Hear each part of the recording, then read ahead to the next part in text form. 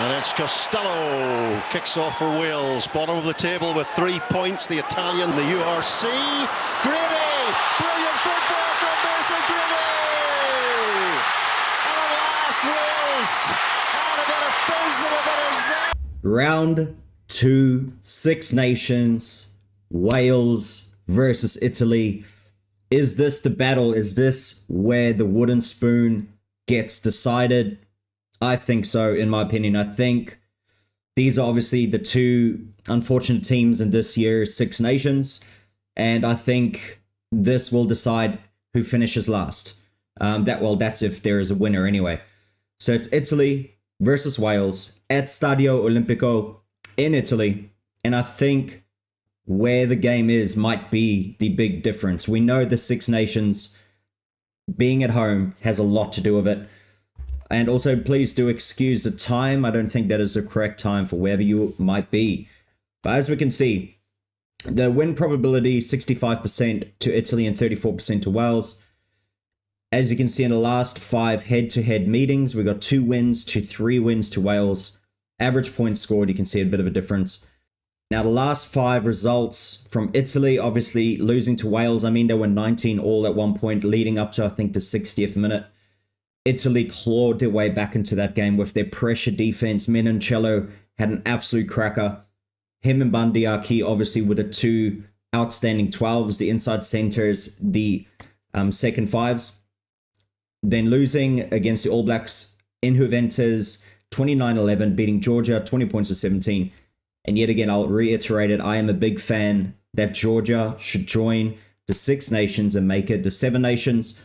I mean, you know, Italy never were a part of the 5 Nations. They made the Six Nations. Now I believe it is the right time for Georgia to win because they constantly, every single year, demolish, apart from 1 or 2 close games, that European Championship, right? They just demolish them. I'll make a video on those as well. We'll do our predictions for that too. But Georgia, they just won over 100 points to nil against Switzerland. I mean, you know, they deserve better. They're getting better and better players. They're becoming more and more professional. They deserve to take that next step and let them challenge against the teams. Because I think if they play Wales right now or last year, they give them a good run for their money. Then they lost to Argentina at home, 50 points to 18. And Italy smashed, it looks like, Japan Day. Then we got, obviously, Wales losing 43-0 against France in France. Losing 45-12 to the Box, 52-20 to the Wallabies, 24-19 against Fiji, and just edging out the Reds in Queensland, a club team without all of the Wallabies, just winning 36-35. So, you know, obviously that doesn't count. I think if they lose this game, they're 13 losses in a row. Now, you can see last year at the Six Nations, Italy winning 24-21, then losing 29-17 the year before. Winning 22-21 away again, and then got absolutely smoked back when Wales are actually fairly all right. 48 points to 7 back in 2021. And you can see the Auto Nation Series, they're Wales smashing Italy there in 2020. But we will go through and we will do the breakdown here for this match. Here we go. So here's the lineups right here below. Danilo Fischetti, Nicotera. In at tight head, number 3, Simon Ferrari, who was the tight head prop of the week for me. A great performer. He had a great game against Scotland. Gave Pierre Schoeman absolute headaches. And that Scottish scrum as well. And then you got him starting in the front row for the Welsh. You got Gareth Thomas, Evan Lloyd, and Henry Thomas. Now we move on to the second row. You got Nicolo Oanone and Federico Rizza. And Will Rollins and Dafford Jenkins. For the Welsh, you got Sebastian Negri, Michel Amaro, Lorenzo Canoni, James Botham, Jack Morgan, El Capitano, as well as Michel Amaro, captain as well. And then you got Taulupe Faletau, who has made a comeback from injury. He's played over 100 tests, so he's going to bring a lot of experience, which is needed for the Welsh. And he could make a big difference in this game. He really can. He can bring a bit of stability. But just coming back from injury, you know, is he 100% match fit? We don't know. Obviously, he'll probably get subbed off a little bit early. It's just what I'm thinking. Then you got a 9 and 10. You got Martin Pedrello and Thomas Williams and Paulo Garbisi and Ben Thomas back in at the 10 spot. You know, building for this next World Cup. And Garbisi, he was the number 10 pick for me. There was no really other good performers at number 10, to be honest, apart from Tamak. But obviously, Tamak, he got the red carded and all that. So Garbisi, his defense, his aggression, it's really, really good. And his goal kicking is not even needed at the moment because obviously Tommaso Allen is kicking at the back. Then we got Monte Ioane, Tommaso Minicello, Juan Ignacio Brex, Ange Capuzzo, and Tommaso Allen at the back, making the rest of the backline there for the Italians. And that midfield, man, I don't know what the nickname needs to be for it, but they need to put some sort of nickname in that midfield because they are up there with the best midfields in the whole Six Nations, right? In the whole Six Nations, they're right up there, in my opinion. Menoncello is just an absolute beast, and he doesn't get the recognition from a lot of punters out there. But if you watch him, if you could follow a camera, just following him around the field for the whole game, you see the amount of work he puts in, his work rate, tackling, in the rocks, all that type of stuff. He's just a great, great player. Now in the backs for the Welsh, you got Josh Adams on the left wing, Eddie James in at centre, Nick Tompkins at outside centre, Tom Rogers on the right wing again, who was a great player in the first week, and Liam Williams back at fullback, who is ever challenging the old warhorse himself.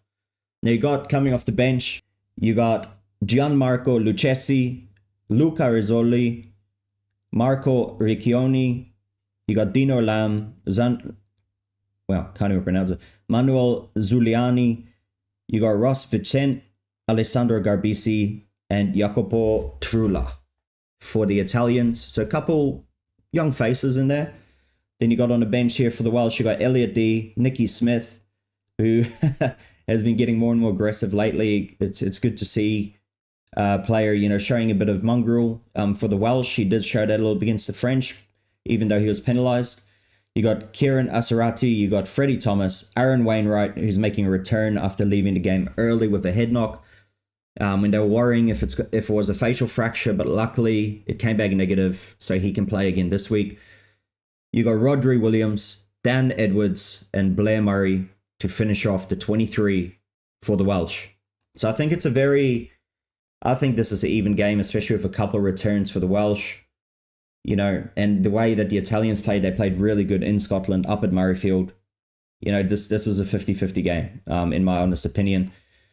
The only thing that I can see here is making the difference is obviously the Italians being at home.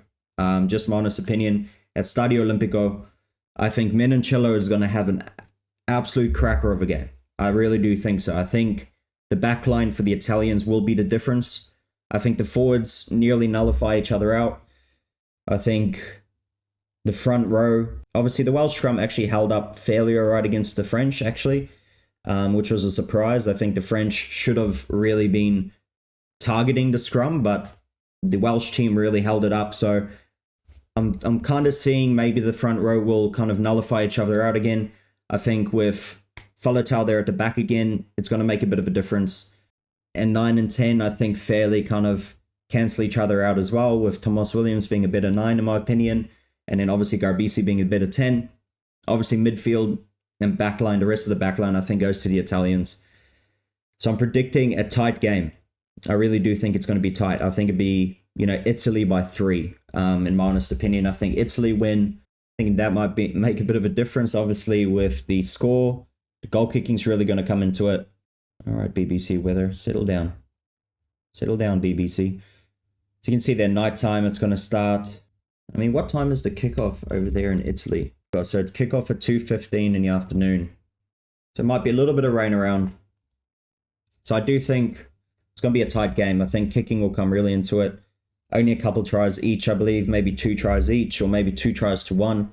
But I'm thinking maybe a score of 21 points to 18.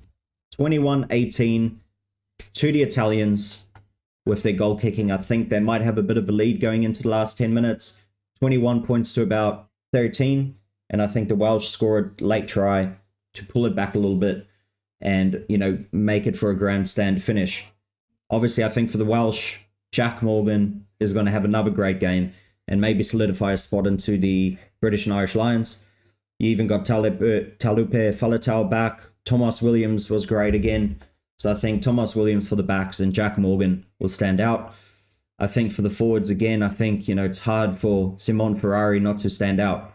If he can pick up where he left off last game with the scrummaging, I think he'll stand out. And obviously, the man who I really, really rate, hopefully he doesn't let me down this weekend, but Tommaso Menoncello, I think he'll put in a player of the match performance and see the Italians get their first win of the 2025 Six Nations Championship. Let me know below what your predictions are. I mean, do you agree, disagree?